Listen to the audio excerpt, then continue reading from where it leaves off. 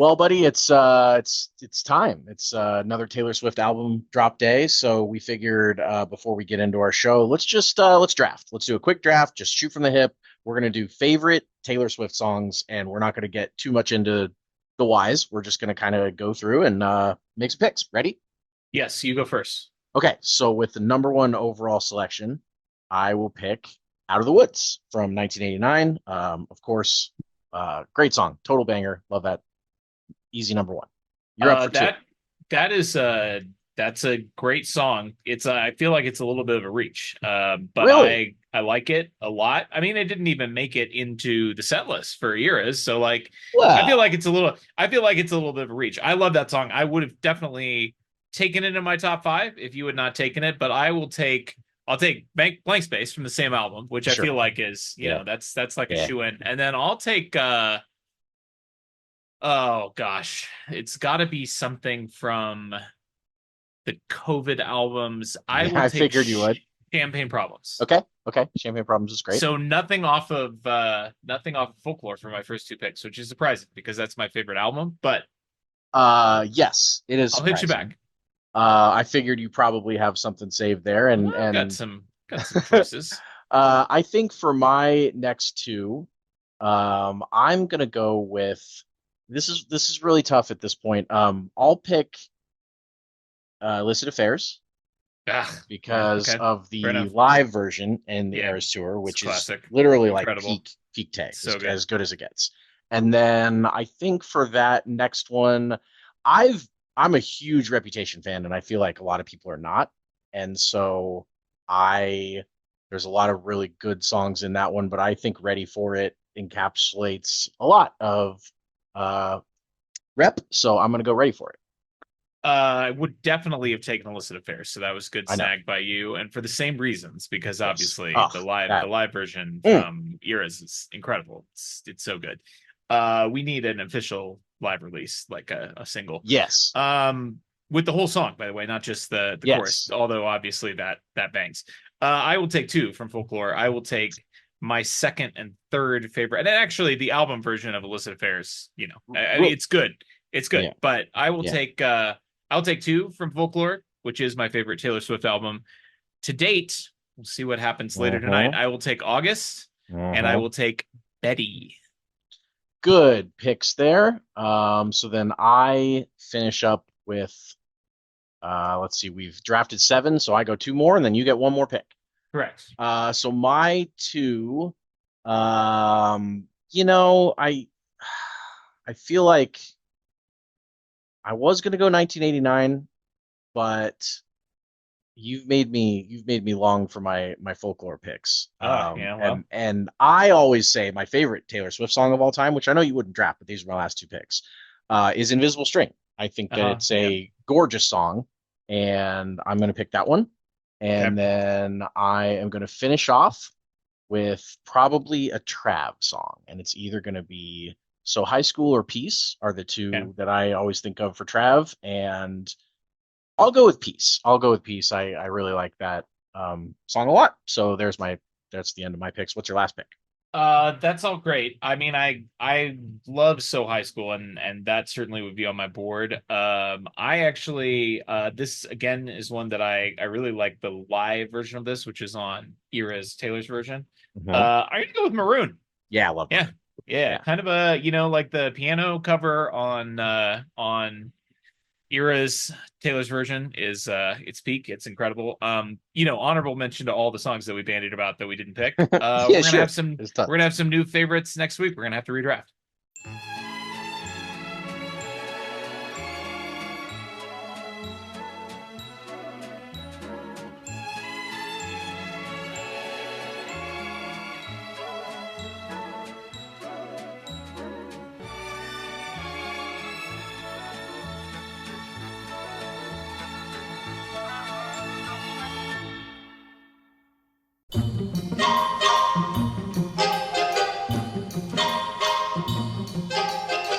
Welcome into It's Always Sunny in Chiefs Kingdom. I'm Austin. Find me on X at Real Bird Lawyer, Bird Law Expert on Blue Sky. Here with me, as always, on the Life of a Showgirl album release night. My co-host Taylor, not Taylor Swift, but Taylor _Wit on X, IASIC on Sky.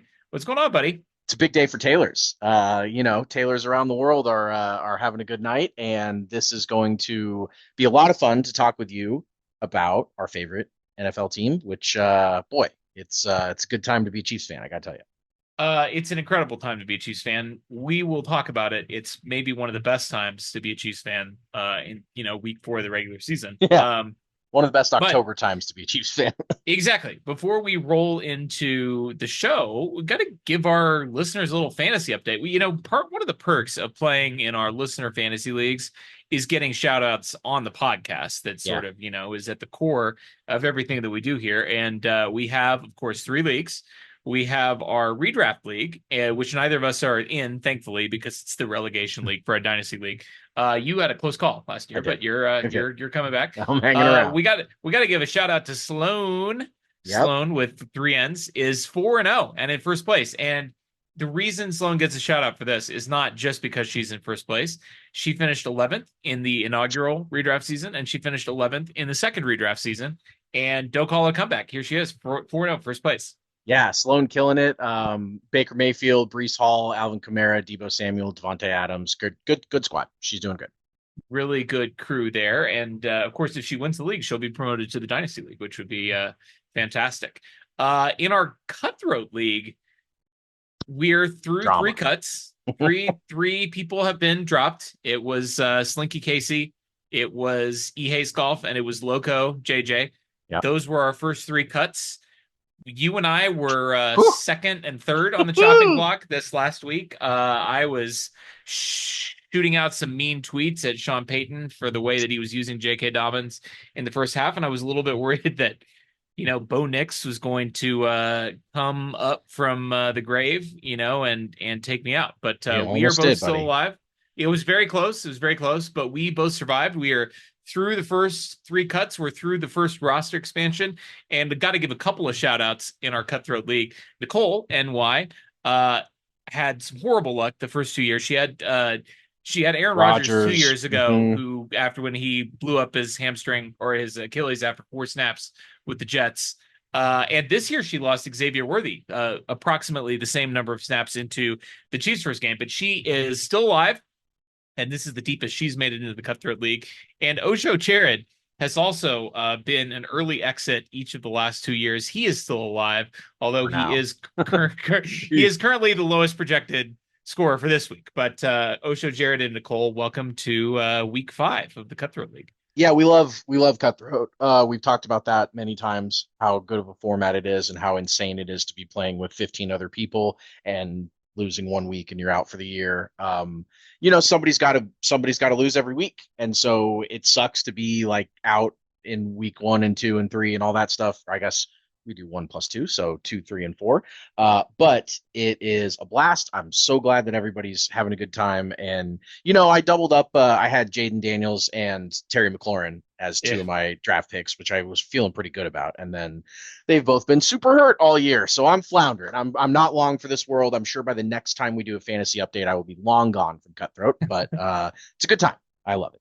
You're here for a good time, not a long time. That's right. Our Dynasty League, I saved this for last because my team's 4-0. It's leading in points. I'm destroying this league. I have Puka Nacua and Jonathan Taylor, who are the wide receiver 1 and running back 1, respectively. I have James Cook, who's RB2. My team is outrageous, but I have to just go ahead and put this out into the universe right now. I came to this realization as I was G-chatting you about this last week, bragging about how awesome my team is. This is essentially a repeat of our very first podcast league, our redraft league that we did. I had Cooper Kupp the year that he was wide receiver 1, and I had Jonathan Taylor the year that he was running back 1. And I had both of those guys on my 14-team redraft league. So, RB1, wide receiver 1, 14-team league, that team was insane. I had the most points in the regular season by 1 million. I lost like 2 games the entire year. And then our dear listener, Jordan Screen, took me out in the semifinals when I was starting Tua Tagovailoa as my second quarterback, who's also the second quarterback in my Dynasty League. So it's just like I've got a Rams wide receiver 1 overall. I got Jonathan Taylor as the RB1. I'm starting Tua as my second quarterback. Like, I know what's going to happen. Learned? No, this has happened before. It will happen again.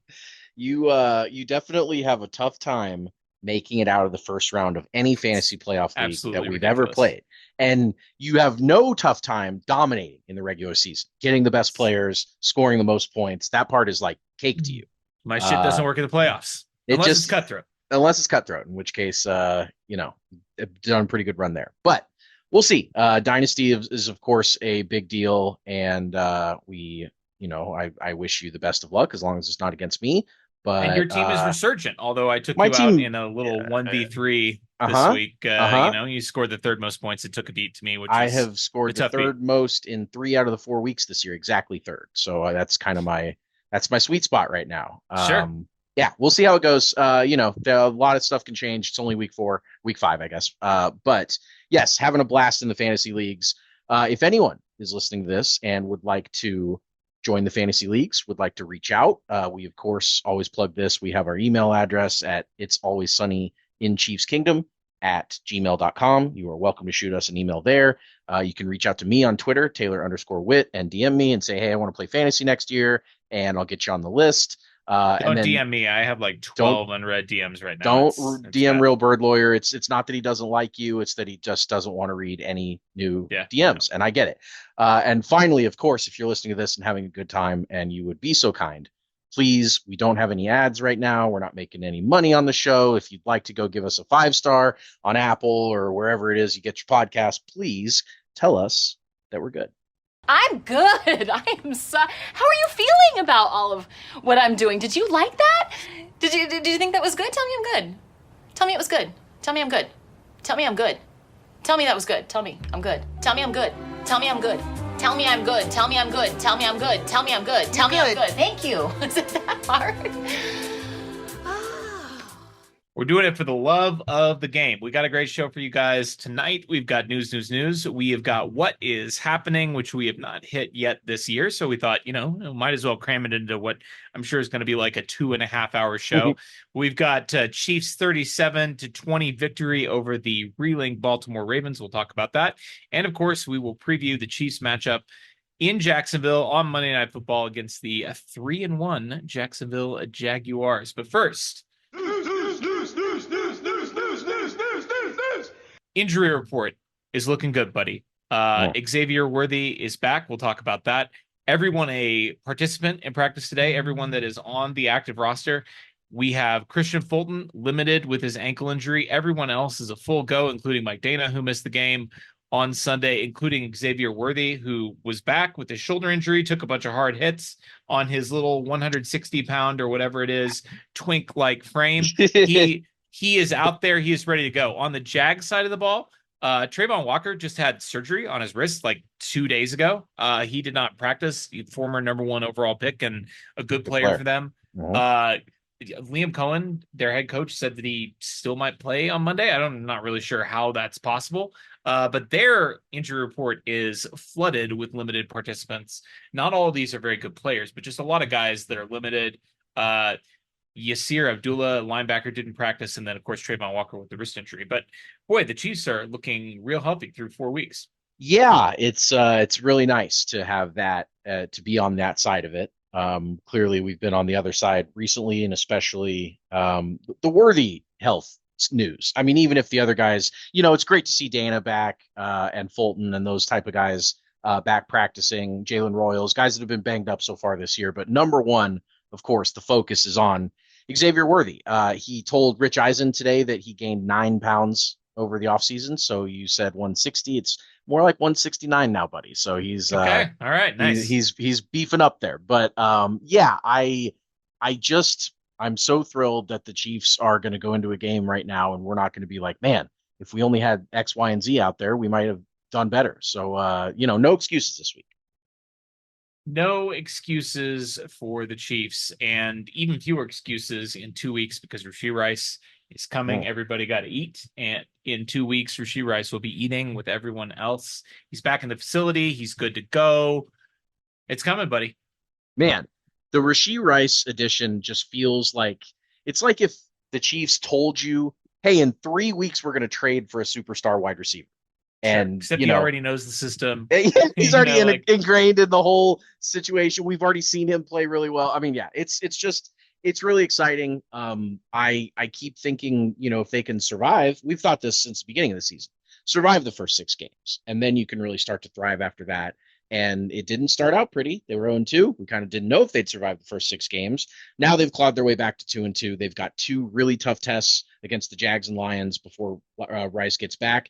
I mean, we'll talk about this later, I guess. But if they split and go 3-3 or something like that, I still feel fine. I still feel like everything's in front.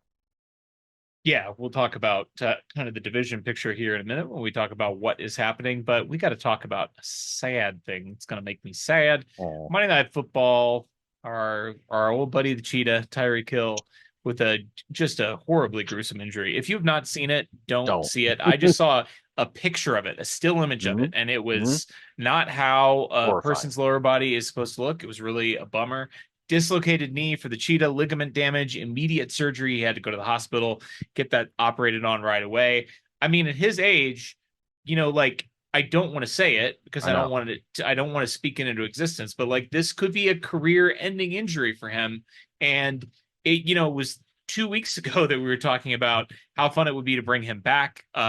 We have been talking on the show about, the interest that teams believe the Chief had in bringing Tyreek Hill back. If not this year in a trade, then, maybe next year as a free agent, because it seemed like he might be on his way out in Miami and almost certainly will be out the door of Miami now that he's suffered this injury. But it's going to be tough to see, if he can be an impact player in the NFL again. I mean, he was playing well, 265 yards in 4 games, and he was on his way. I mean, really 3 1/4 games because he suffered that injury in the first half. And man, it just it bums me out. It makes me sad. It's really a bummer. A bummer because he's so ridiculous, man.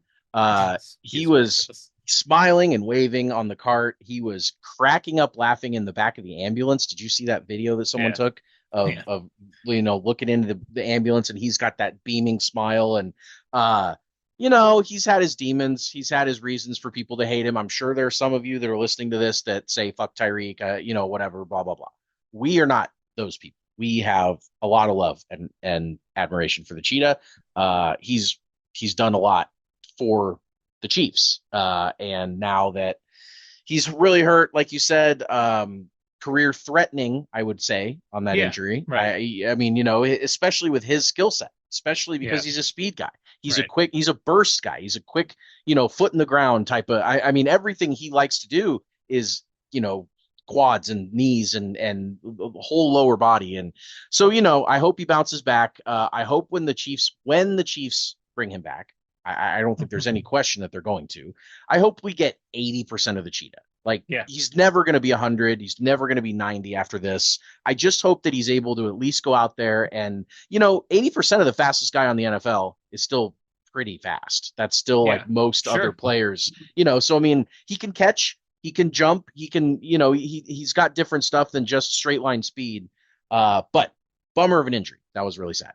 I mean, I do think it dramatically increases the chance that Tyreek Hill is a Chief again, because way lowers his price. He's definitely he's not going to be on Miami, and he's going to have to take a 1-year prove it deal. I mean, he's going to be 32. This guy though he's 41st all time in receiving yards in the regular season, and he's 9th all time in playoff receiving yards. I mean, like, an incredible player, and. I mean, the Chiefs only have, I think, 3 or 4 wide receivers under contract. Thornton's not under contract. Hollywood Brown's not under contract for next year. They have some space, to add a player like Tyreek Hill and let him work his way back. I will say that when I floated this today, I guess Nate Taylor was saying that there maybe were some whispers that they don't want him back in the locker room, like just the and I did not listen to this. This was back in September that Nate was talking about this, or maybe in August that he was talking about this on Only Weird Games. But we'll see what transpires. Patrick Mahomes, in other news, becomes the youngest quarterback to throw for 250 touchdown passes in NFL history. He wins AFC Offensive Player of the Week for the first time since, you want to guess? AFC Offensive Player of the Week. When do I you think mean, the last time obviously, Pat he won offensive definitely player? did it in 22 many times. I Yes, don't know many, but I mean a handful. He was MVP that year, and it probably was more than probably once. four, I would guess, or something. So if it's not the end of 22, it's certainly it was never in 24. I remember last year he never got it. So I'll go either probably early season 23 is my guess. Maybe the Bears game, maybe week 3, 2023. It was week 12, 2023. And he, by the way, had like 280 yards and 2 touchdowns. So it must have been Oh, down week. a fairly underwhelming week for quarterbacks. It was against the Raiders, of course. You can always count on Count. them. But Yeah. it's been a while. I mean, it's been almost 2 full years, not quite Yeah. 2 full years since he last won an offensive player of the week. He has 11. So, like, I mean, Yeah. he was racking them up in 18, 19, 22.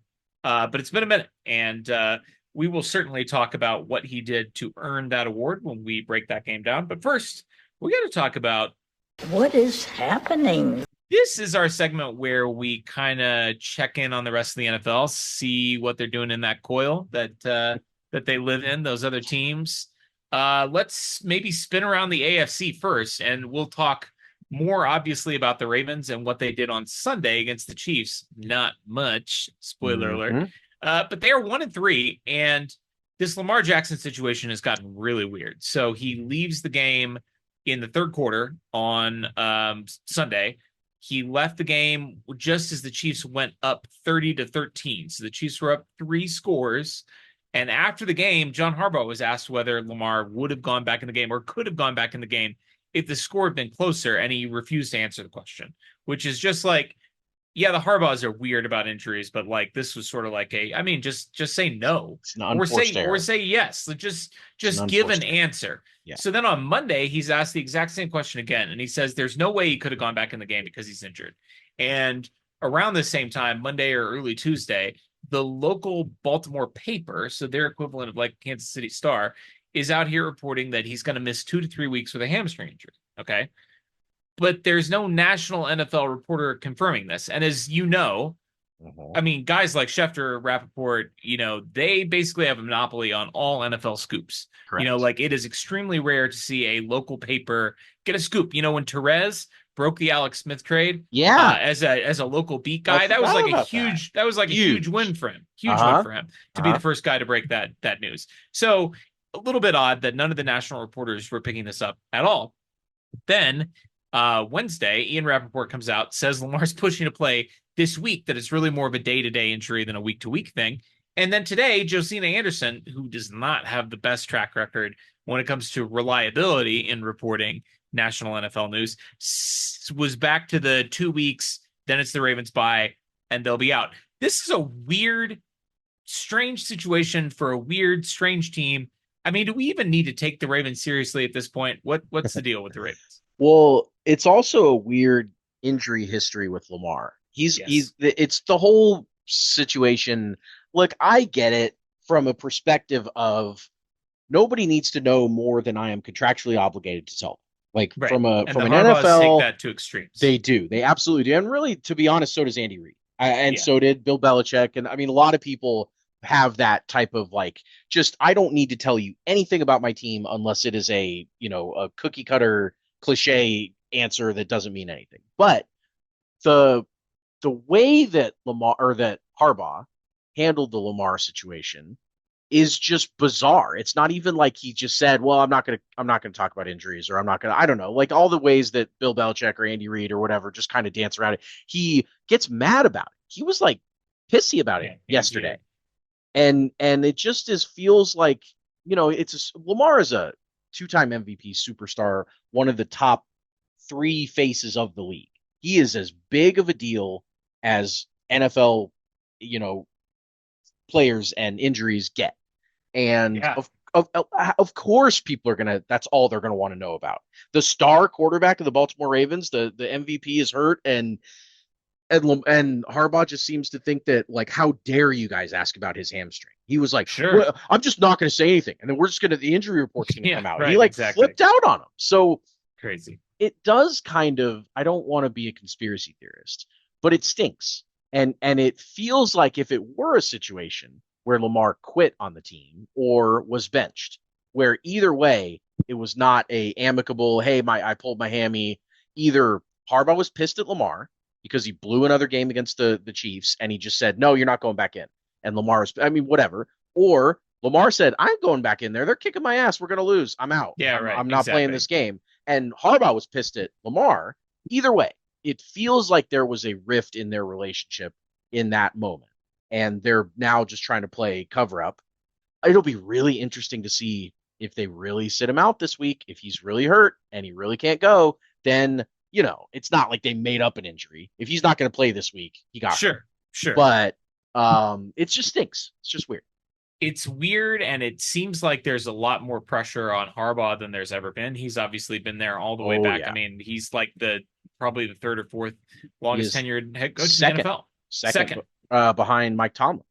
Crazy. He was there before Andy Reid. Sure, he was. He won a Super Bowl in 2012. Right, and Reid with got Flacco. there. Sure. Yes, right. So, yeah, it goes Tomlin, Harbaugh, Reid, and then oldest coaches in the NFL, it goes Pete Carroll, Andy Reid, John Harbaugh, which crazy. I was really surprised that he's the third oldest. I knew he had been in the one job for a while, but he doesn't act like an old guy, and really neither does Pete Carroll. So, I guess that's how it goes. But yeah. Let's talk about some AFC surprises outside of the Ravens being 1-3. Jacksonville and Indianapolis tied for first in the AFC South at 3-1. The Texans 1-3, although they get the reeling Baltimore Ravens this week with a chance to put them in a 1-4 hole. There's only two 2-2 teams outside of the AFC West. Of course, the Chiefs and Broncos are 2-2. The Patriots, surprisingly feisty, they're going to the Bills Sunday Night Football. Drake May, be cool. MVP candidate, and the Bengals are 2-2 despite being the worst team in the NFL. Like, I mean, they should be 0-5 at this point through 4 games. Kind of a weird AFC, just a strange AFC situation that we're dealing with. If we went back and kind of, or if a year ago we looked at this picture of the AFC, we wouldn't have been able to believe it. The AFC was stacked. It had young stud quarterbacks left and right and center. And I mean, it was going to be a dogfight for the top 10 AFC teams to all make it in the playoffs, because we would always talk about, like, well, who do you leave out? Like, how can you have a field and not have whoever? Right. And now it's like, well, who's worthy of an AFC? Who do we let in? Who do we let in? It's Buffalo, it's Kansas City, and who's the third best team in the AFC today? The Chargers? They're not that good. They just lost to the Giants. We'll talk about the Chargers, but I mean, we'll spin through the division, but I mean, who is it? Is it maybe the Colts? I mean, maybe. Is it the Colts? It could be the Jags, who the Chiefs are going to play this month. I think I would have to take the Chargers by default. They're 3-1 and they have a star quarterback, and like that's kind of it. Like, you can't. The Steelers are also 3-1, but like, I obviously don't trust them at all.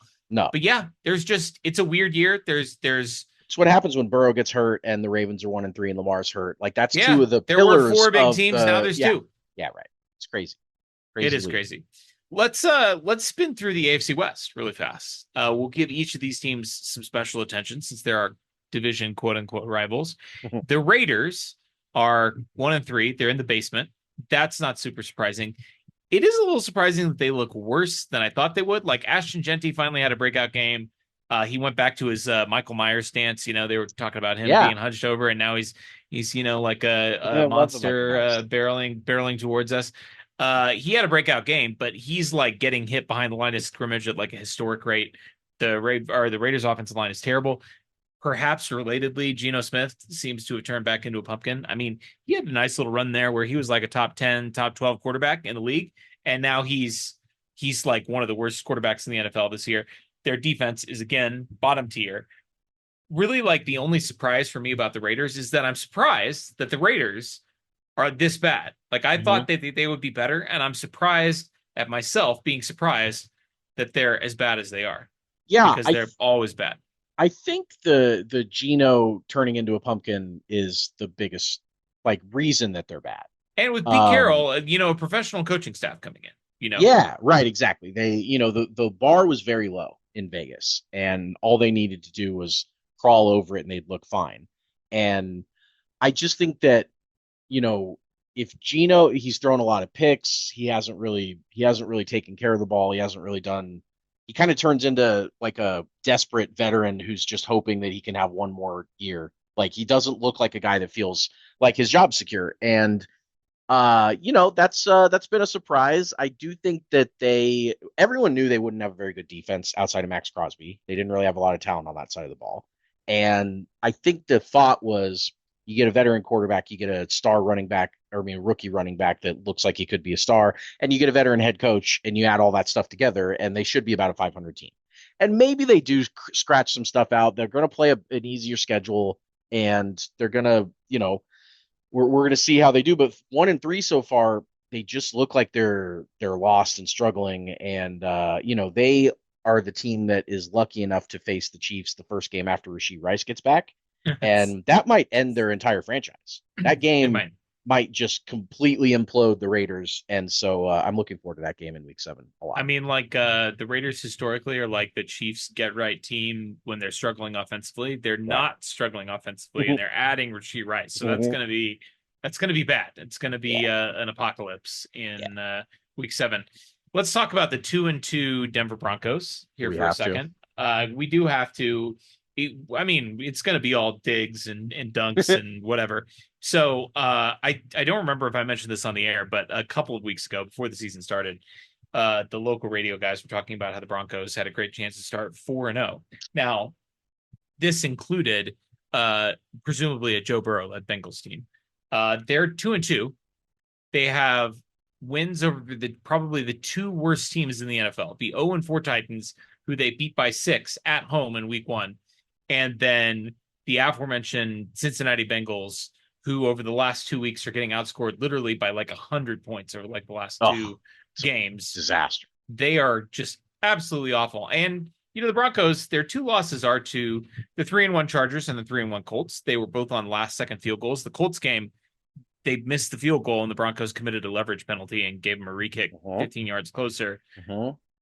I mean, this team looks like a good team. Like the pass rush, I'm sure everybody has seen the clip that's been going around of their two edge rushers, Cooper and Benito, beating the tar out of Amarius Mims and our good friend Orlando Brown, and meeting at the quarterback. I mean, like the Broncos pass rush, their defense looks legit. This looks like a good team with a bad quarterback. Like Bo Nix looks bad, and the rest of the team looks great. They lead the NFL in sacks with 15, and they are 5th in the league in rushing yards per game. So they're doing some of the stuff that we expected them to do. But what we didn't expect to happen is for Bo Nix to basically be statistically, or at least, analytically, a bottom 2 or so quarterback in the NFL. Everything you look at with EPA and with just success rates and all that stuff, grading, he is rough right now. He is having a bad. It's a sophomore slump for the ages, and that's too bad for them. I feel really, really bad for the Broncos because how much we like them. I do think it's funny that when you talk about like, oh yeah, their losses are to the 3-1 Chargers and the 3-1 Colts. Well, if they beat them, then they would have wins over the 2-2 Chargers and the 2-2 Colts. Sure. So like, that's fair. They're only 3-1 because one of their 4 games was a win against the Broncos. Sure. That's fair. And they're they still have the second most punchable coach in the NFL in Sean Payton. And of course, Nick Sirianni is going to hold that crown forever. Yeah. But it's a close race, though. It is a close race. Yes, Sean Payton is just the worst. And not only was he the worst for his usage of J.K. Dobbins that made you mad on your fantasy team, but he had the quote about he voted for the tush push. Yeah, right? He voted to keep the tush push. And he's the worst. I hate him, and I hate the Broncos forever. Oh, it's terrible. I mean, I hate them, Travis. I hate them. Exactly. If you could not, dislike Sean Payton more, the fact that he came out and he, of course, in his usual self-aggrandizing style, he was like, "Oh, I knew that it was BS. Like I smelled a rat when they said that it was all about player safety. Like." I just knew that it was about teams not wanting them to have a competitive advantage. No shit, Sean. Like, we don't like the play because sucks. they're the only one that can. We'll talk about the Eagles here in a second. I do want to give them a brief mention. Let's talk first about the 3-1 San Diego, Oh. excuse me, the 3-1 Los Angeles Chargers. They Mhm. started the year sweeping the division. They beat the Chiefs, Raiders, Broncos week 1, 2, 3. And then they did something that you would never expect from the San Diego Chargers. I'm sorry, the Los Angeles Chargers. They lost to a rookie quarterback making his first NFL start for the previously winless New York Giants. And in doing so, they lost their other star tackle, Joe Alt, who is filling in for their other star tackle, Rashawn Slater, to a high ankle injury that's going to keep him out for at least several weeks. The only surprise there is that he's not out for the year. Hath the charging begunneth? It doth. It doth begunneth. We came up with a little segment that we're not going to do this week, but it was a fun exercise that you and I went through of pairing NFC and AFC teams Yeah. together. And the whole reason it started was because we were talking about how cursed the Falcons. Just Yes. there was a great Yes. little stat. I don't even remember what it was now, but it was something where it was like, oh, of course, only the Oh, Falcons would blow yeah, that. perfect passer rating Perfect that and passer rating in a lost the loss. game. Yeah, right. There's only And 4 teams that have done it, and of course, and one of them was the Falcons. yes, and so you were like, geez, the Falcons, they're the NFC Chargers. And we went through and we paired up all 16 on both sides. We will debut that next week. It was a very fun exercise. However, the Chargers and charging is like the most reliable event in sports. I mean, really, like It is. No, you could set your watch of to it. all ways that anything goes in any sports season, the Chargers losing players to horrible, stupid injuries and losing games to teams that they shouldn't, charging is just, it's just so reliable and I love it. And that was a game that I was watching just cackling when 300-pound defensive lineman tips and intercepts I almost said a Philip Rivers pass because it's just all of this has happened before, all of this will happen again. It was a Justin Herbert pass this time. One of Herbert's receivers, I believe it was Darius Davis, maybe forgot or just stopped running a route, and so it looked like Herbert just threw a pass directly to a Giant because there was no Charger in the area. I mean, really fun, really funny. Love that team. I really do love them. I feel that I feel no animosity towards the Chargers at all. I probably should, and I grew up not liking them, but like they're just a joke, man. They're just a sad joke. Yeah, I mean they're just they're reliable losers, and yeah, it is what it is. The NFC, we'll talk about them very briefly. We don't have to worry about them for months yet. But there's a lot of fun teams in the NFC. The Rams and the Niners are playing a banger right now. It's tied 20-20, or excuse me, it's 23-20. Eddie Pinheiro just hit a 59-yard field goal to put the Niners 59-yard field goal to put the Niners up 23-20 with 3 minutes left in this game. The Rams are 3-1. The Seahawks, Lions, Bucks, all 3-1. All lots of fun. I love watching the Lions. I love watching Baker Mayfield and the Bucks. I love watching the Rams. Puka Nacua, Kyron Williams, Matt Stafford, incredibly fun. The Seahawks, love that. Mike McDonald, his defense. Sam Darnold is balling out. These teams are fun. I'd love to play any of these teams in the Super Bowl. The Packers, the 2-1-1 Packers, who just had that bonkers overtime tie against the Cowboys. And then there's the most boring team in football, 4-0 after not completing a pass in the second half against Tampa, the Philadelphia Eagles. Here's the deal. It's not even a competitive thing. They're just the most now, and I will add the disclaimer that I am an AJ Brown fantasy owner in multiple leagues. Yep, have been for a long time. And have been for a long time in our Dynasty League. I've had him for ages. He's still a great player, as evidenced by the fact that, he went off in the second half last week and looked incredible and completely took over the game. This team's just boring. And the thing is, I feel like people are into it in a way that they weren't into it when the Chiefs were boring. And I feel like this is sort of waking people up to the fact that good teams, when they're boring, are not fun, even if they're I don't know, this was we'll talk about how fun it was for the Chiefs to win in the way that they did this week. First try, I mean, in a while, for us to have a really fun, dominating win. And the Eagles just aren't doing that, and they're not doing it in a fun way. They're winning games where they don't complete a pass in the second half. That is not fun. It's not cool. So here's the deal. You and I see the Eagles for exactly what they are, right?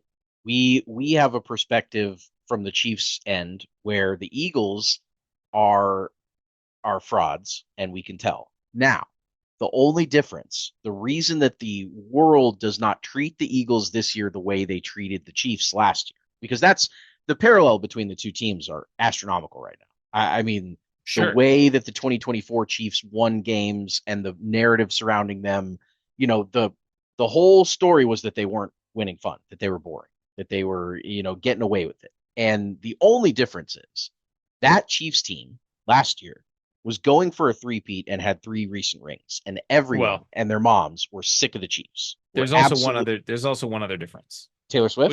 which is that the Chiefs were bad and they didn't have any good players, Oh, and totally. They were injured, and oh and yes, they they were were not a super injured, team. and Yes. and that's the other thing. That's the other thing that's offensive about the Eagles is that they shouldn't be boring because they have a lot of good players. Yep. Like they just it's annoying. I hate I it. know. I know. It's stupid, and it will continue to be stupid, and the Eagles will continue to do stuff to piss us off specifically because they're getting away with what the Chiefs couldn't get away with, even though it's the same situation.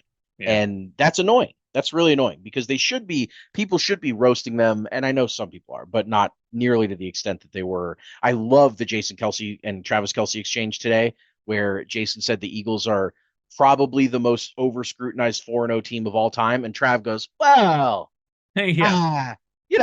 I know a couple that would probably, and Jason was like, all right, you're right. Fair play. I mean, it's ridiculous the way that these two teams have been covered differently. But that's the burden to bear when you have three rings. Let's turn our attention to something fun and something cool. A team that won in dominant fashion, Woo! that completed more than one pass in the second half, several passes in the second half of the game. The Chiefs absolutely dominate the Baltimore Ravens 37-20 in a game that really wasn't even as close as that. I mean, the Chiefs dominated this game wire to wire. The Ravens put up a garbage time touchdown. Justice Hill, running the length of the field. But before we get into the Chiefs system and talk about that, we've got some stats to throw out here just to illustrate how long it's been for Chiefs fans to enjoy a game like this in the regular season. Now, I'm going to start with one of your tweets, and then I want to add my own research to it. You tweeted this out after the game. The Chiefs win back-to-back games by 13 plus points for the first time since beating the Broncos and Raiders in December 2021. Woo. It was 4 years. That was almost 4 years ago. Yeah. It was 3 years and 10 months ago that the Chiefs had back-to-back 13 plus point wins. That's crazy. That's been a million years. I added to this because the Chiefs, we've had some dominating playoff wins. In fact, we've almost had more dominating playoff wins than we've had dominating regular season wins because, sure. We take the playoffs more seriously than we take the regular season. Over the last two seasons, the Chiefs have beaten one playoff team by multiple scores in the regular season. And it was the Russell Wilson Pittsburgh Steelers last year, which was a 10-7 fake news 7 seed playoff team. It was rare what we witnessed on Sunday. Now, of course, the Ravens might not make the playoffs, so we may look back on this and say, well, they didn't beat a playoff team by they still haven't this year either. Yeah. But this was a team that everyone expected before the season started to be a Super Bowl contender with an elite 2-time MVP quarterback, and the Chiefs just absolutely smushed them. Do you have any other stats that you want to share before we get into the Chiefs system? do. Of course I do. I'll just quickly blow through a couple of them that I've tweeted over the last week or so. The number of games that the Chiefs have been up by 20 or more points at any point during the game. So up by 20 or more at some point. 2018, they did it 5 different games. 2019, they did it 6 different games. 2024, 2021, 4, 2022, 7 games where they were up 20 or more. Crazy. That seems impossible. And the reason it seems impossible is because after 2022, it basically was impossible. 2023, twice. 2024, one time. And 2025, this is the first game of the 2025 season, but it's only, of course, game 4, where the Chiefs led by 20 plus points at any point during the game. So they used to do it a lot. They have stopped doing that. there's that was comfortable. That was fun. Another stat, Lamar Jackson was under duress for 50%, 56% of his dropbacks, which was the highest pressure rate he has ever faced in a game with 10 or more dropbacks, according to ESPN research. Thought that was pretty interesting. We've also got the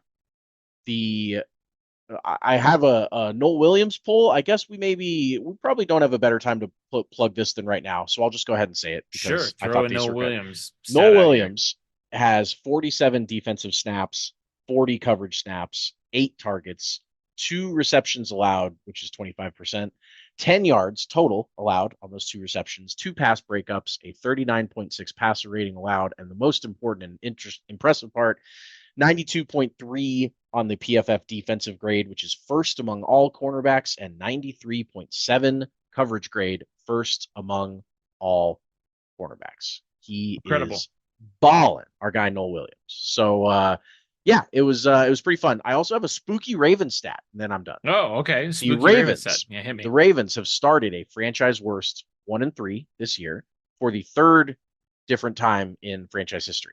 Okay, they began their franchise in 1996. 10 years later, in 2005, they started 1-3. Okay. 10 years later after that, in 2015, they were 1-3. And 10 years later after that, in 2025, they are 1-3. So their 3 worst seasons are their 10th, 20th, and 30th seasons as a franchise. Spooky. Incredible. Do you want to get into the Chiefs system? You know I do, buddy. You know I do. I love the Chiefs system. I love it so much because it means that we're breaking down a win. And this was classic Chiefs system. Yeah, it was. Sometimes we've got to kind of stretch it a little bit. This time there was no stretching needed. We'll start. Of course, everyone knows the system. C, create drama, and the Chiefs were 1-2. The Ravens were 1-2. It was Lamar v. Mahomes, round 7. As everyone remembers, the first 6 rounds, 5 of those went to Mahomes, not to Lamar. And the loser of this game stares down the barrel of 1-3. As we've discussed, we know who the loser was. Whichever team lost this game was going to have 3 losses to 3 title contenders, which sounds fine, but it also means that you just can't beat the good teams. Like it's better to, I guess, lose to good teams than bad teams. But you want to, if you're a title contender yourself, you want to be able to beat these good teams. And whoever lost this game was going to look on their schedule and say, damn, I guess we can't do that. The Ravens have had, of course, their struggles in big games, whether that's playoff games or big matchups over the last few years. And the Chiefs, as we all remember, just a short week ago, were clinging to the last gasps of the Great American Dynasty, according to many of the haters.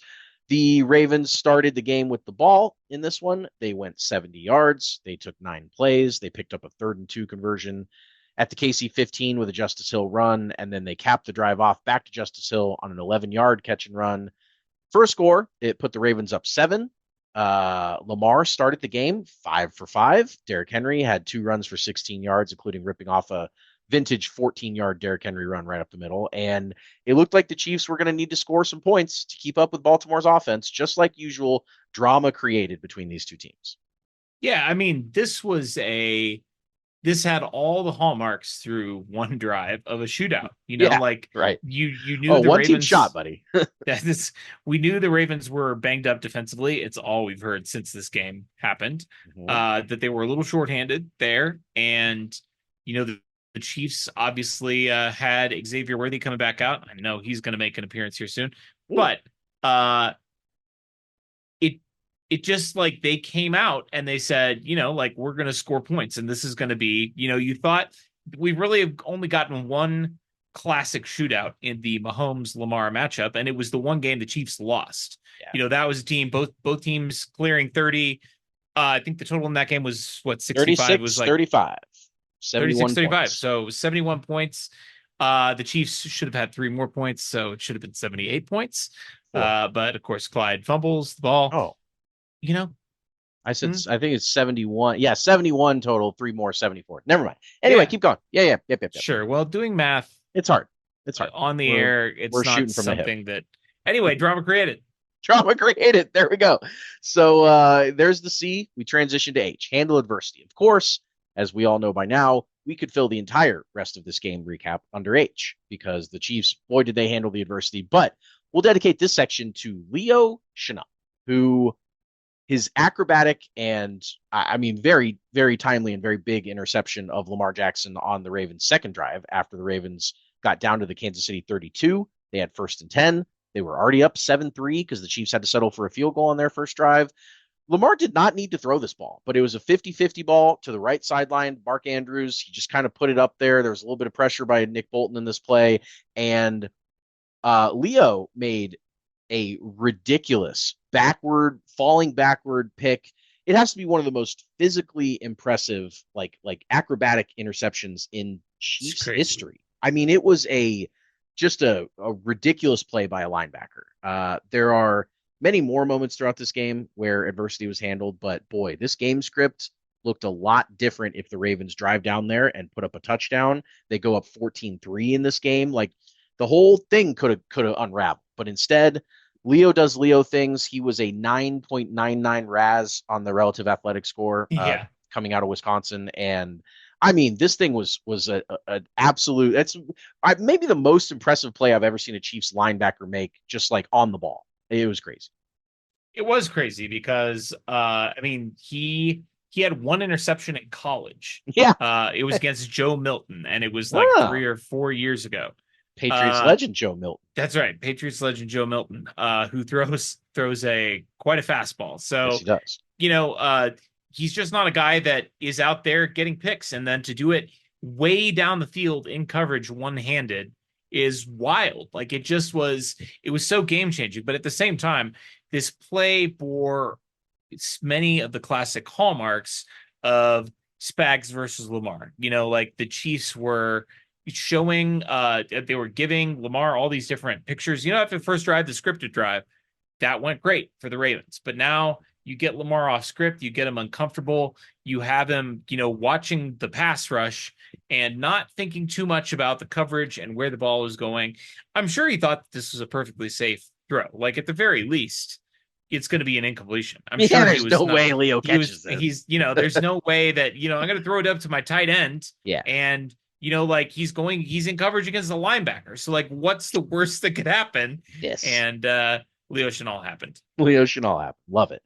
So we get to, you know, what's probably inarguably the best letter of the Chief system. I, inspire hope. We love to inspire hope.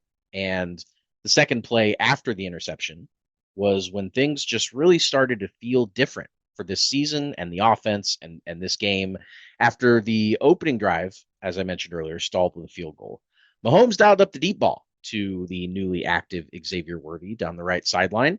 He hauled it in for a 37-yard completion just as Jim Nantz was going over a Chiefs never throw the ball deep.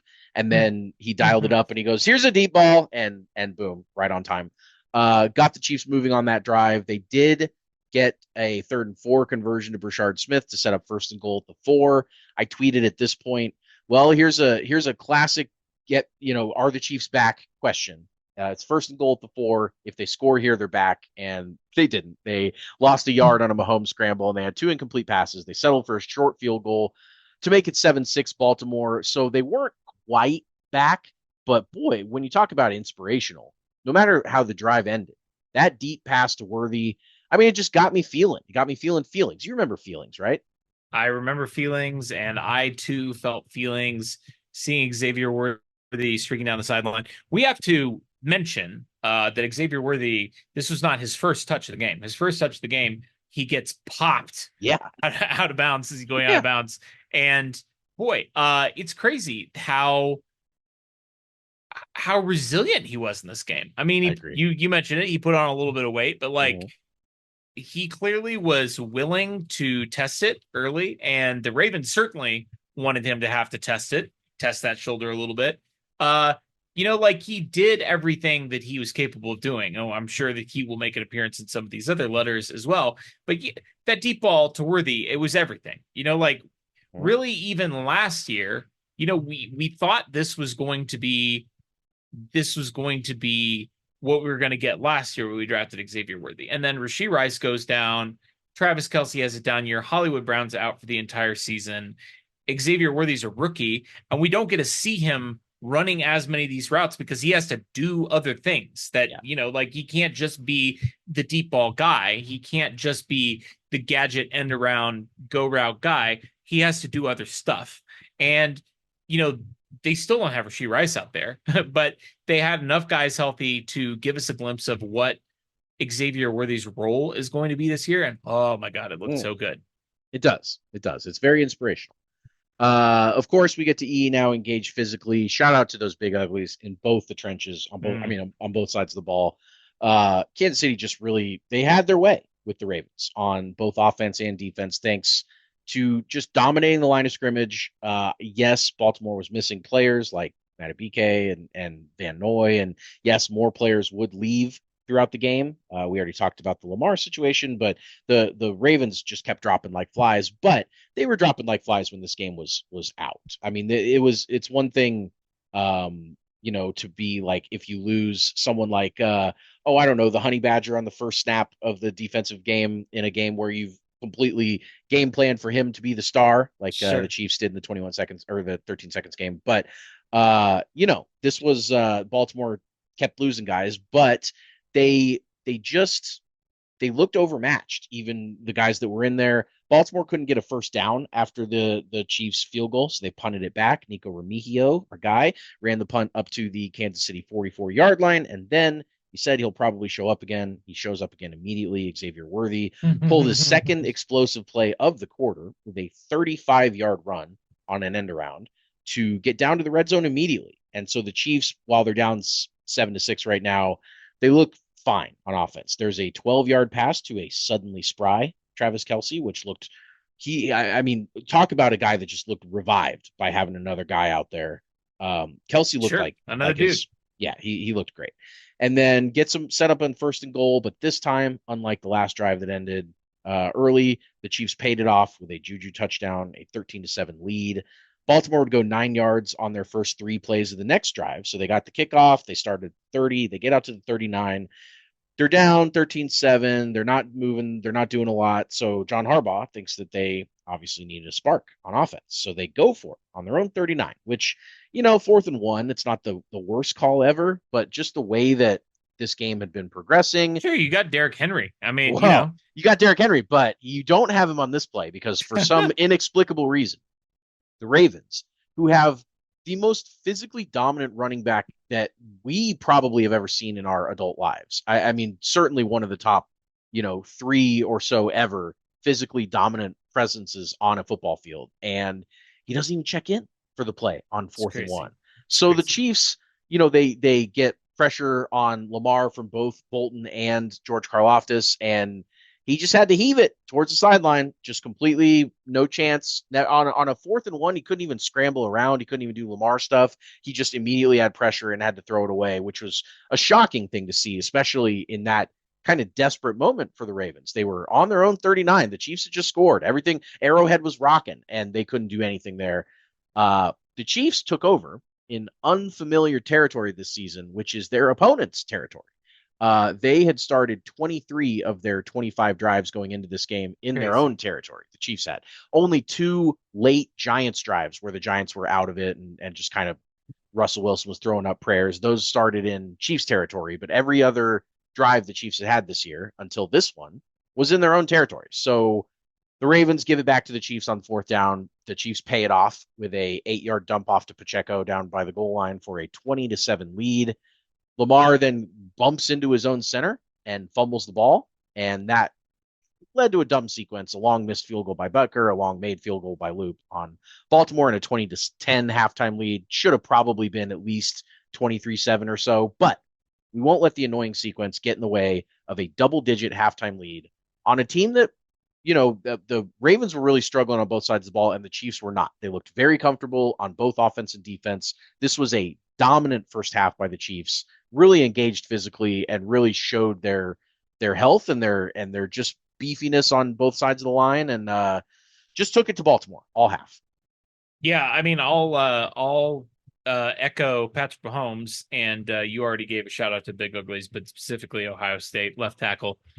Josh Simmons on the end around to Worthy. I mean, he was Yeah, out there. he was motoring. He was motoring. He was cooking down the field. Yeah. Worthy did show a little bit of patience to let him set up the block, but it was. I mean, he was out there and he was road grading, and I mean, he's maybe not the highest graded, rookie tackle out there. He's had his ups and downs, but like he shows improvement every week. And it was a great play. I mean, you've got a second-year player in Worthy and a first-year player in Josh Simmons, the Chiefs' last 2 first-round picks. Mm-hmm. I mean, you saw all of it on that play, like why these guys were the the last 2 first-round picks for the Chiefs. You saw all the potential there. And Worthy, obviously, getting a carry. That's not his primary function, but definitely engaged physically there. The Butker thing, I mean, we almost never talk about Butker unless, we haven't doled out. We did give him a trash man, last week and deservedly. It'll be interesting to see if he digs his way out of a slump. This is not the first time he's ever had a slump in his NFL career. He's gone through a few phases. He's still working on diagnosing that. He was at the podium this week and talked about some of the possible causes for it. We'll see. But like, this was and I was infuriated by that sequence because, like you said, I mean, a 23-7 lead, that's 3 scores. A 20-10 lead, that's 1.5 scores. And I don't have the stat in front of me, but Lamar for the longest time, had never won a game down 10 points, and certainly had never won a game down 16.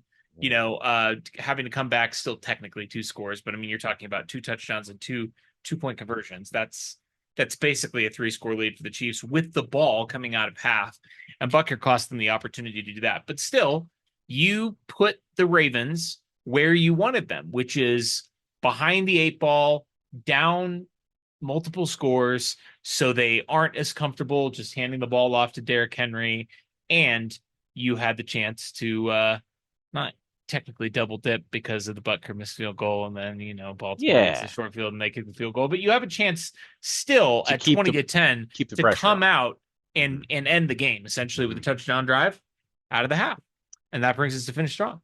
It does. It's just funny that you mentioned the lead would cause the Ravens to not want to rush or not be comfortable rushing Derrick Henry. He had 8 carries for 42 yards in this whole game. I mean, the Chiefs own Derrick Henry. They own Derrick Henry. Absolutely. They own Lamar and they own Derrick Henry. I mean, yeah, they own John Harbaugh. They own the Ravens. They own the entire operation. Finish strong in Chiefs system. It's not quite a double up, as you said, because Baltimore had the ball last. But how about a touchdown to start the third quarter? How about it? Worthy took a short pass and made it into a 28-yard pass, because that's what Worthy does. Raced down to the Baltimore 15-yard line. Mahomes found Tyquan Thornton from 11 yards out. It's not the usual Tyquan Thornton bomb. Those were, I guess, those are now going to Worthy, but he's still a capable wide receiver that's able to get open. There have been some great tweets and analysts about Thornton being able to get open so far this year. I mean, his separation grade has been off the charts. He knows where the defense is and how to get around him. So he picks up a touchdown, and now you're back to 17 up. That's 3 scores, 27-10, and things are very comfortable. The teams would then trade field goals back and forth to end the third quarter. But the big story at the end of the third quarter was, as we talked about in What Is Happening, the Lamar Jackson taken out of the game to start the fourth quarter. The team called it a hamstring injury. We'll see if it lingers and if he's actually misses time, or if he was just butthurt, or if Harbaugh was butthurt, or what really happened here. But Cooper Rush comes in, and if this game wasn't over already, which it was over if Lamar stayed in the game. But it absolutely was the white flag, and it was absolutely every Chiefs fan, as soon as Lamar's out, is like, oh, we won the game. Oh, great. That's awesome. And it was a party. Pretty easy to finish strong when your opponent taps out of the game, right? Yeah, it is. It is. And we'll see how the injury plays out with Lamar. But like, this is I don't know. Nick Wright has been driving the bandwagon, and there are a lot of Lamar apologists out there, and I get it, because he is a great regular season quarterback. I mean, he's literally the NFL's all-time passer rating leader. Mm-hmm. He just qualified a couple of weeks ago, and he's the guy. He has the best passer rating in NFL history, 103 passer rating, and he's an amazing runner. I mean, he's one of the leading rushers in NFL history already. He hasn't even turned 30 yet. Dude, do you know what his passer rating is this season? It's probably still north of 100 even after this game, like probably like 110 or something. It's 130. What? 130.5 in 4 crazy. games. That's the crazy. second highest is Goff at 113 and Jordan Love 113. I mean, he's an unbelievable, like, he takes care of the ball. He hadn't turned the ball over until this game. You know, like he does everything you want him to do in the regular season. You're right. One of the best regular season players we've ever seen. Well, he does everything you want him to do in the regular season except beat the Chiefs. And he can't beat the Chiefs. He can't beat Steve Spagnuolo. You know, like it is crazy with Lamar because, you know, I get it. Like the takes are what they are. You know, the fact that he has had such incredible success in the regular season, you watch him play and you're like, this is one of the best football players I've ever seen. And for some reason, that means he gets a pass for games like this. Like every game he goes against Steve Spagnuolo. I was looking at his splits today, you know, against various defenses, and Steve Spagnuolo owns him. Mike Tomlin owns him. He's got a passer rating in the 70s against the Steelers. Jeez. And he's played the Steelers and the Chiefs more than any other team. The Steelers are a division opponent. The Steelers are a division opponent. And for some reason, you know, like it just is the elite coaches in this league just consistently beat Lamar and turn him into a mediocre player. And the best player in the world can't get taken out of games like that. And he certainly isn't taking himself out of games. So sorry, Lamar, you can't be the best player in the world. No, he can't. Our guy, Price Carter at Arrowhead Addict, had in 6 games against Steve Spagnuolo as defensive coordinator, Lamar is 1-5 with a 5 touchdown, 4 interception ratio, a 78.9 rating. He's taken 16 sacks in 6 games, and he's never thrown 2 touchdowns in a single game against Steve Spagnuolo. His career high for passing touchdowns is 1 against Spags. So just a remarkable, dominant performance by a coordinator against a quarterback. It's crazy. Finish strong. Separate entirely. We did finish strong. Just finished strong. Yeah, and now it's time to separate. So after a downright hilarious Cooper Rush throwaway on 4th down that looked like his best impression of Derek Carr, where it's you got to at least put that ball up somewhere. You can't just throw it away. He probably didn't know what the down was. Chiefs took over from, stop me if you've heard this one, Baltimore territory on the Baltimore 24-yard line, already up 30-13 in this game. And they put the final nail in that Ravens coffin on their own 4th down play. But instead of a hilarious throwaway, it was a hilarious throw, a rollout conversion to former Raven Hollywood Brown, who scored his first touchdown since the 2023 season. Of course, he did miss most of 2024, but it's been a while since Hollywood Brown. It was early in the 2023 season. So it's basically been 2 years since he scored. Put the Chiefs up by 24 points. It was the first time the Chiefs have led by more than 21 since the inaugural Taylor Swift Arrowhead Invitational against the Bears, where week 3 of 2023, that was the last time they were up by more than 21 in any game. It's crazy. Yes, whole Taylor Swift era. The whole time they had not been up by more than 3 touchdowns. And it was just the 4th time they've led by 20 or more in any time since 2023, as we mentioned earlier. There was a late Justice Hill touchdown that would not put a damper on the party at Arrowhead. The Chiefs go back to 500. They improved to a ridiculously silly 6-1 against Lamar and the Ravens. They may have separated the Ravens entirely from the playoff chase, although it is still a little bit early. But they sure knew how to close this game. Yeah, it's early, but it gets late early in the NFL, especially if Lamar Jackson is actually injured. I mean, they play the Texans this weekend, who have not gotten off to a good start, but have still an incredibly good defense and an offense that, I mean, against this Ravens defense will probably score 30 points. I mean, that's not a good recipe. I mean, if Cooper Rush starts this game, there's no chance that the Ravens are going to win this None. game. And then, even if Lamar is healthy, they're going to have to go against the Rams in 2 weeks. And then the Ravens schedule gets significantly easier after that, but they'd have to dig themselves out from a 1-5 start. It can be done. The Chiefs did it in 2015. 3 other NFL teams have done it, but it would be long, long odds. Let's do the awards. We, of course, have 3 types of awards that we do on the show. We have our 5-star men who, through their very play on the field, are screaming out, "I'm a 5-star man." We have our trash men. I'm the trash man. I come out, I throw trash all over the ring, and then I start eating garbage. Who are eating garbage all over the field. And we have our wild cards. Wild card, bitches! Yeah! Who are capable of anything. I'm going to kick it off with the 5-star man. It's Steve Spagnuolo. You mentioned the numbers. 5-1 against Lamar. 5-4 touchdown interception ratio in those games. A 78.9 passer rating. Again, this is the NFL's current all-time leading passer rating leader at 103. His passer rating is 40 or 30 points lower, essentially, against Steve Spagnuolo as it is against his averages. I mean, 25 points lower, whatever, rounding it up. 16 sacks taken in 6 games. I mean, again, like, this is just complete and total dominance by Steve Spagnuolo over one of the best quarterbacks to ever play the game of football. Fit Spags for the gold jacket, because that is it's Hall of Fame.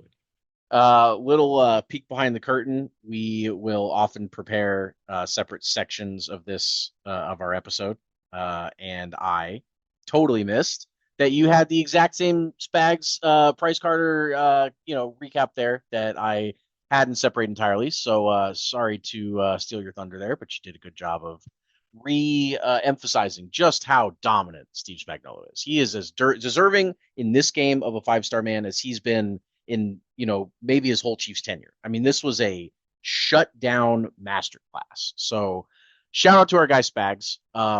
He is not going to become the head coach of the Cincinnati Bengals or any other franchise. There was some people trying to steal our guy this week. Yeah, trying to manifest it. No, not going to happen. I'm going to go with Pat. Of course, you mentioned that he was the AFC Offensive Player of the Week. Anytime you've got a person that is awarded thusly, you probably should give him your 5-star man. 25 of 37, 270 yards, 4 touchdowns for the first time for him since 2023. It had been a minute since Pat had stacked the box score like that. No interceptions, only took one kind of token 6-yard sack that didn't matter. 124.8 rating. He was great. I know this is not the Ravens that they're used to playing, but he cooks the Ravens when it is the Ravens you're used to playing. He doesn't struggle against these Ravens, even when they're at their best, let alone when they're at their worst. He looked comfortable. He looked confident, probably very relieved to have a guy like Worthy back out on the field. He was an easy 5-star man.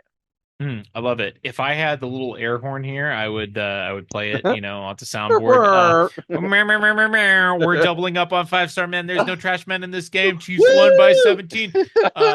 Whatever. They won by 14. But anyway, they won by a lot. We are not doing trash men in this episode. We're doubling up on 5-star men. Pick another guy. They won by 17. You nailed it. 37-20. For some reason I thought they had 23. I did nail it. It's fine. We do it live. I did also think that number was funny. Going into this game, the Ravens averaged 37 points per game on offense, and the Chiefs averaged 20. Coincidence? The Chiefs averaged 20 per game. So they both scored what the other team had been averaging going into that. I saw actually. It's also funny Chiefs stopped scoring at 37. They were kind of just like, we don't need any more points this game. Yeah, exactly right. Let's double up, like you said. I'm going to go with Leo, who had the interception of the year, of the season, of the millennium, of the universe. Great video breakdown by Ben Solak on that, on Leo, on his game, showing how the Lions, the previous week, when they beat the Ravens, used this really cool strategy where they would send a linebacker right up to the line of scrimmage, but he would not actually engage with the offensive line. It's like a spy, but instead of spying from like the defensive midfield and letting Lamar break you down, and when he decides to run, by the time your linebacker is spying on Lamar, it's too late. You can't spy him from back there. So what the Lions did, and what the Chiefs completely copied and worked to perfection, was they just sent their middle linebacker or a linebacker right up to the line of scrimmage and just watched him from there. And I mean, Leo caused some havoc. He was all over the place on this one. So that was shout out to Leo for not only the great pick, but being everywhere and causing a bunch of nightmares for Lamar. Yeah, I love it. I'll pick Chris Jones. Didn't necessarily fill out the box score in this game, but of course, we'd be remiss if we didn't mention the fact that he was dealing with the death in the family. His aunt passed away, went down to Mississippi for the funeral on Saturday night, and funeral was Sunday morning. Which, by the way, I don't want to sound insensitive, but like, I know. could you have had it Figure it on out. Monday? Yeah, Like, agreed. I mean, Chris is coming. He's kind of a big deal. It is what it is. But he was able to do both. He was able to land 45 minutes before kickoff, get a police escort to the game, and start the game and be in there on the first drive when Lamar was out there leading the Ravens offense. Not an overwhelming box score, but a few pressures in there, and obviously the emotional weight of the situation, the leadership, not to mention the fact that you're going to see, if you haven't already, some screenshots of Chris Jones being held in this Yeah. game. Like it's frustrating that people out there think that Chiefs get all the calls, and then you can go into these games and people are memeing it. Nate Tice was making it into a whole Yeah, it was good. meme situation. His wife trying to stop him from getting more board games. It just is it's tough. It's tough. But Chris Jones, 5-star man for his performance and his leadership, and the 49ers with an upset over the Rams. Look at that. Rams had it on 4th and 1 in Niners territory in overtime and went for it and didn't get it. Crazy. Let's do wild cards. We will pick 2 wild cards, 2 5-star men each, and then a wild card each. Another word for wild card, or another phrase for a wild card, would be an X factor. What bigger X factor than the X man himself, X Xavier Worthy? I love it. Which, by the way, this is the only podcast I'm thrilled to death that you taught me how to say his name correctly. Right? No one else does. And I'm talking about Chiefs podcasters, national podcasters. Nick Wright. I mean, people that should know for sure. It's honestly, it's actually really frustrating because you trained me to say his name correctly all the time. And so now when I hear it pronounced wrong, I'm like, come on, it's not that hard. If I could learn, you could learn. Rich Eisen had Xavier Worthy on his show, and he called him Xavier like 1,000 times. Rich does this thing where every time he asks a question, he always says the person's first name after it. After like a second, he like pauses and then he'll go, "What do you think about that, Xavier?" Like every time. But I was watching that today. Like, how does he not just say like, "Hey, buddy, by the way"? But I guess he's heard it all his life. So yeah, probably so. Anyways, an X factor, X Xavier Worthy. We knew he'd make a difference. If you need me to really sell the wild card aspect of this performance, I mean, capable of anything. How about being the leading rusher and the leading receiver in his first game back? 83 yards receiving, 38 yards rushing, a 30-plus yard play, both rushing and receiving, and threw in a 28-yard reception to boot on top of that. So, I mean, 3 explosive plays, 2 receiving, 1 rushing. That is a wild card performance in the best way. I wish I had looked this up beforehand, so this is going to be a guess. But I would imagine the last player to do that, to lead the team in both rushing and receiving, is probably Jamal Charles. Just kind of also guess that. Like that, like the last guy that was capable of doing that, of really exploding on both a rush and a pass. It's probably Jamal Charles. And that's just a shout out. I'll find out probably here within the week and tweet about it. But it was just a great, really, really shot in the arm performance. Now, if Worthy had done this in the middle of the year or something, we would have been like, oh, that was cool, Xavier Worthy performance. But like, this was his first game back. Yeah. This was like as from wild card. Shoulder. Yes, from a separated shoulder 3 weeks ago. Yeah. Like not even 6 weeks ago or whatever. Like it was, he has been, he's been a warrior to be able to fight through that and not only fight through it, but thrive. So great pick here. I will go pretty wild card performance out of Nick Bolton last week. You remember we asked what is it you'd say you do here if you can't cover and you can't tackle Cam Scattaboo. It wasn't covering or tackling in this game, or it wasn't even getting sacks, but it was getting unblocked pressures. Yeah. He had 5 in this game, tied for the second most unblocked pressures since 2018. I mean, it's probably more design in that than it is Nick Bolton if we really wanted to, pick nits, but we already gave Spags the 5-star, so we will we'll shout out his guy, and I'm underlining his guy because Nick Bolton is as his guy as Spags has ever had. But it's good performance. Good performance at 32. He needed it. He needed a a nice confidence booster because it's been pretty tough for him so far. Yeah, and even though he didn't convert those pressures into sacks, the Chiefs did get Lamar on all 5 of those. I mean, like he didn't wriggle out of any of those and convert one of them into a big play. I mean, like they weren't sacks. He got rid of the ball. They were but effective they didn't pressures. do anything on any of those 5 pressures. So really a strong performance by Steve Spagnuolo through his avatar, Nick Bolton. You know, he's basically playing Madden out there, and he's taking control of Nick Bolton. And he's like, I'm gonna do the sickest unblock pressure with this guy that I'm controlling. I'm just gonna run towards the quarterback. Yep. Anyway, it was a fun little situation there. So let's turn to the Chiefs matchup this week, Monday Night Football against the surprising 3-1 Jacksonville Jaguars in Jacksonville. Their new head coach Liam Cohen in the news for not only his extremely cringeworthy recitation of the catchphrase, but also he wanted to fight Robert Saleh this week, which not a good idea. Not a good idea at all. If you guys have seen Robert Saleh, that not only for anybody, but especially for Liam Cohen. Yeah, Liam Cohen. I mean, he would not have lasted 30 seconds in that matchup. A little bit bold of him to be doing that. To recap, though, why he wanted to fight sure, it. Yeah, was because Robert Saleh had mentioned before the teams played each other that Liam Cohen steals signs, that he's got a book on, I mean, you know, he said nothing he does is illegal, but we know that the coaching staff over there picks up defensive signals, and Liam Cohen was apparently super pissed about that. He said, keep my name out your mouth. He went all Maury on him. So, you know, we'll see how much, I mean, Pat said we change signs every week anyway. So he doesn't think it's a very big deal, but we'll see how many signs Liam Cohen can pick up from the Chiefs this week. We will see. We have got some great stats for you guys, as always, from our guy, Joseph Hefe on Jeffe. We really should ping him sometime and ask him. It's Hefe. Jefe. Yeah, but normally that's Hefe. Yeah, it's normally Hefe. Joseph Hefe, we've got some his great stats in this preview. The one that jumps out before we talk about both sides of the ball here really quickly, because we're 17 minutes away from the Life of a Showgirl album release. That's basically a hard out. The net turnovers, that's what jumps out to you. The Jaguars are +9 in turnover differential this year. They have, I believe, 13 on the year in 4 games. They're 3-1. It's almost entirely being driven by that turnover differential. I mean, the +9 turnover differential through 4 games is outrageous. They've been getting incredibly fortunate with their fumble recovery rate.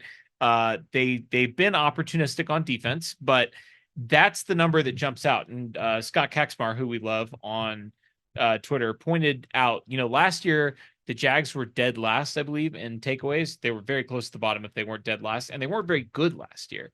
And the year before that, they were threatening for a playoff berth, and they were near the top of the league in takeaways. So they're just kind of one of those teams that sort of oscillates back and forth between whether they're actually taking the ball away on defense or not. Now, I would submit to you that this does not mean that the Jaguars are very good. It's not that they're just good every other year. It's that they're very reliant on turnovers to be good on defense. And if they're not getting turnovers, they're not that good on defense. I don't know.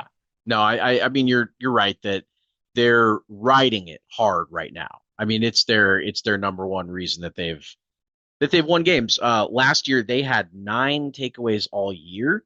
It's crazy. They already have 13 this year, so they've already through 4 games. They have 9 picks this year, which is just it is crazy. And they've not given away any fumbles. Lawrence has thrown 4 picks in 4 games. He's really struggled. He's kind of the one thing about this team right now that you would have thought the number 1 overall pick, would be a reason why they were the quarterback whisperer. Yes, exactly right. Compared with Liam Cohen, but instead, they've struggled. I did think I pulled some numbers on turnovers because I was curious about this specifically because of the Jags, because the Chiefs have been ridiculous in turnover margin in the Mahomes era, and I just want to tell these numbers right here. When the Chiefs win the turnover battle, which they've done 51 times in the Mahomes era, they are 48-3 in those games, which it's obvious that teams are going to win those games at a high clip, but the NFL rate is 78%, and the Chiefs are at 94% of those games. They're That's number crazy. one in the NFL in that time. When the Chiefs tie the turnover battle and everything's equal, the NFL, of course, is going to be 500 in those scenarios because both sides tied the game in turnovers. But the Chiefs are 36-8 in those games, and number one in the NFL. Number two is 22-8, the Vikings. So the Chiefs are 14 more turnovers plus their side 14 more wins when the turnovers are tied. And then finally, this is the most stupid stat of all of this. When the Chiefs lose the turnover battle, did you see the numbers that I posted on this already? No, Do you know I what did this not. is? I have So, no idea. all right, they've lost the turnover battle 46 times in the Mahomes era. Yeah. Okay. You want me to guess how many times? Take they a won the game? stab. Take a stab. How many? Uh, I'll tell you first what the NFL average is in those oh, scenarios. sure. Yeah. 21.9% of the I was gonna say, time it's they got to win the be game. less than a quarter of the time. 332 and 1184 is what the NFL is in those scenarios. What do you think in 46 games the Chiefs? They probably have won 30 and 16. That's a great guess. They're a little bit worse than that. They're 25-21. The Still pretty second good. Still best pretty good. team. That's a 543 winning percentage. Sure. The second best team in that time is the Buffalo Bills at 16-23, 41% of the So time. they're the only team. So they're the above only 500. team that's Sure. even above 500, and they're That's crazy. 25-21. They are a machine when they. I was going to say when they win the turnover battle, but that's when they lose the turnover battle. They're just a machine either they're way. Just a machine. It's They're just awesome. a unit. So yes, this Jags game that we're talking about, the Jags are very reliant on the turnovers, but they sure haven't run into a team that can win even when they don't win the turnover battle. No one has like the Chiefs. It's ridiculous. Let's switch things up here. I know we want to talk about the Chiefs offense, but let's talk about the Chiefs defense really quickly. Sure. I love these Joseph Hefe infographics that he puts up, because if you look at the Chiefs defense, it's hilarious. They're 20th ranked overall in EPA allowed, expected points added, 20th overall, which is below average. Mm-hmm. They are actually 7th, though, against the pass. So their passing EPA, 7th best in the league. They're top 7 pass defense by EPA. Yeah. By rush EPA, they are 31st. Not good. So that's where it averages out to 20th. But think about what they just did to Derrick Henry and Correct. Lamar Jackson, and what should be, even though their defense was not healthy, like offensively, the team was pretty much completely healthy. That should be the best running team in the history of the NFL, yes, with Derrick Henry and Lamar Jackson. And they just completely shut down their running game. We've talked about this. If we've talked about it once, we've talked about it 1,000 times. The Chiefs, they choose not to run. You choose not to run on the Chiefs. Yeah. And the Chiefs just pull this Jedi mind trick nonsense where they just trick you into not running the ball. The Jags are not very good passing. They're 20th in EPA, in passing EPA. You know, you mentioned Trevor Lawrence has not been good for picks, but like he hasn't been very accurate. The two guys, I mean, Brian Thomas Jr. and then Travis Hunter, 2 first-round picks the last 2 seasons. Yeah. First-round wide receivers, Travis Hunter obviously playing both ways.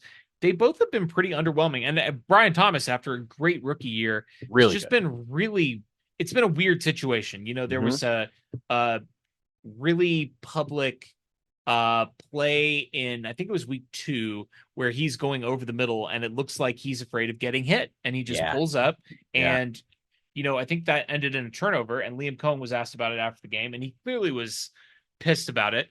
But he's been doing that consistently this year. Like, he doesn't look like the same player. And Trevor Lawrence has never been the most accurate quarterback. He still has not been very accurate this year. You've got a really smart, really capable play designer in Liam Cohen. What he was doing in Tampa with Baker was incredible. He's got a great track record as an offensive play caller.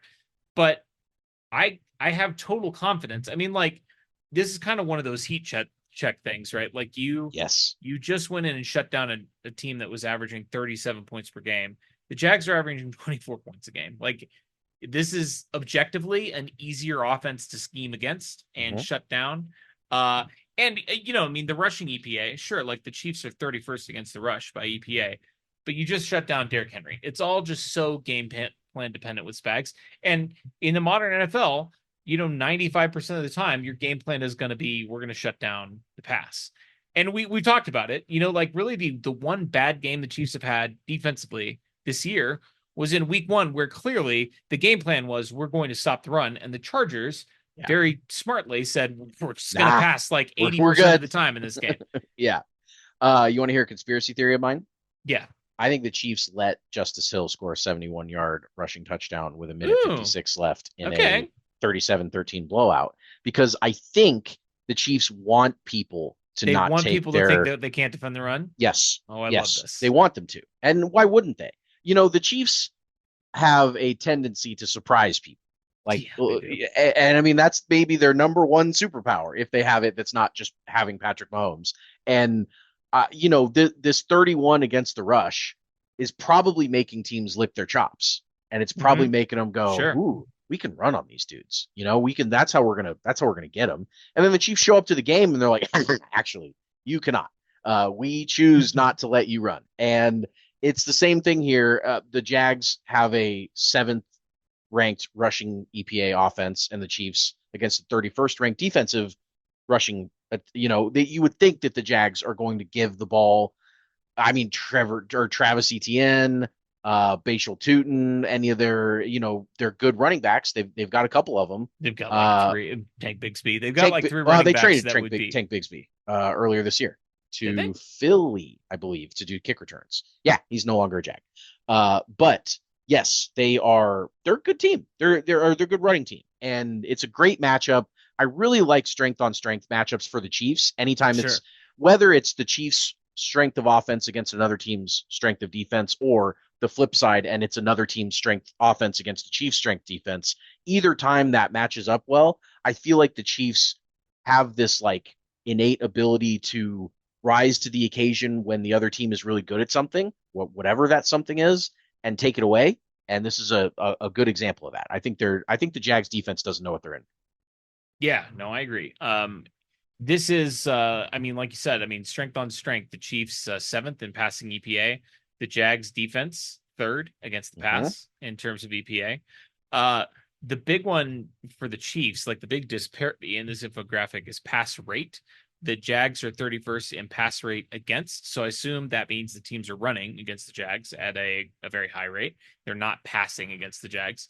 But the Chiefs are 2nd in pass rate, and they're 2nd in the league in pass rate over expected. So the Chiefs are throwing the ball early and often. That was largely without Xavier Worthy. Now they have Xavier Worthy back. The offense is looking a little bit more healthy. And, we've alluded to this a little bit, but the thing with Xavier Worthy is it's not just about getting back one good player. Yes. It's letting every other guy in the receiver room bump down a level. So now Hollywood Brown, instead of being the wide receiver 1 or wide receiver 2, is like the wide receiver 3. And he's, now he's completely uncovered, not completely uncovered, but he's, he's like the 3rd option on a 4th down touchdown. Helps Trav. Exactly. Travis, helps the running game. I mean, every single component part of the Chiefs passing game, all the pass catchers individually looked better on Sunday than they've looked all year. Travis, Hollywood, Tyquan Thornton. I mean, he wasn't quite as productive because he didn't get as many looks. Caught a touchdown. He caught a touchdown. They're all looking better because everybody's getting bumped down 1 on the depth chart. And of course, when Rashee Rice comes back in a couple of weeks, that's going to be hilarious. I'm really curious to see the deployment of Brashard Smith in this game. We haven't really talked too much about him, but he saw a season high in snaps on Sunday, including, and this I thought was a pretty direct shot at Isaiah Pacheco and Kareem Hunt. They gave him a carry between the tackles, which he's like 165 pounds. He's a little guy. He's a little tiny guy, and converted wide receiver, obviously. Yeah, exactly. Like he should not be banging in between the tackles. Like he should not be running it up the middle. That's what your gigantic, a guy with no eyes, Isaiah Pacheco, and your savvy veteran with no legs, Kareem Hunt. That's what those guys are for. And the fact that they even gave him a touch in between the tackles, I felt like was a pretty direct shot at the Chiefs' nominal RB1 and RB2. Dan Graziano of ESPN said that Brashard Smith is expected to get more playing time. Sure. They've mentioned that. He had a nice little carry where he got to the edge and showed a little bit of burst. He flashed a little bit in the passing game, which we also saw in the preseason. I'm just really curious to see how the running back room shakes out in this game. And there's still the possibility, of course, the Chiefs might make a move at running back. We'll Or see. they might suit up Isaiah Hunt and have the tall, Kareem Hunt sit on Yeah, top right. of Isaiah Pacheco's shoulders in a big jersey and direct traffic and tell That's him a great, like Ratatouille that's him. actually a great idea. He'll Yeah, ratatouille him. it's a Kareem really good tells him where idea. to go. I mean, We Kareem should, knows where to go. He just can't get there, and Pacheco has no idea where to go, and but he can Pacheco, I get mean, there. exactly. He's a big, strong guy. I'm sure he Yeah. could pop Kareem on his back pretty easily and, carry him down there. Uh, We could have Kareem hold the ball. This is a good idea. this is a good idea. Get this, I'll we should call get Andy. this to I'll the let him front know. office. Anyway, Chiefs Monday Night Football at Jacksonville, a game that they don't need to have. The last 2 weeks, first in New York against the winless Giants, Yes. to avoid being 0-3, you really needed that game. And then this past Sunday, at 1-2, you wanted to get back to 500, beat traditionally a good team that is in competition for the number 1 seed at the end of the year, have the head-to-head tiebreaker over them. The Chiefs did that. They checked both those boxes. This is a game that, before the season probably looked like a little bit of an easier matchup than it appears to be now. I agree. But this is totally. also a team that you should beat. Yep. You have the opportunity here to go out and get above 500, get yourself a little 3-game winning streak going, and guarantee that you will be at least 500 when Rashee Rice comes back. And I think we both believe that the Chiefs will ascend to another level of dominance when that happens. So we'll see how it goes on Monday. It's always sunny at Chiefs Kingdom.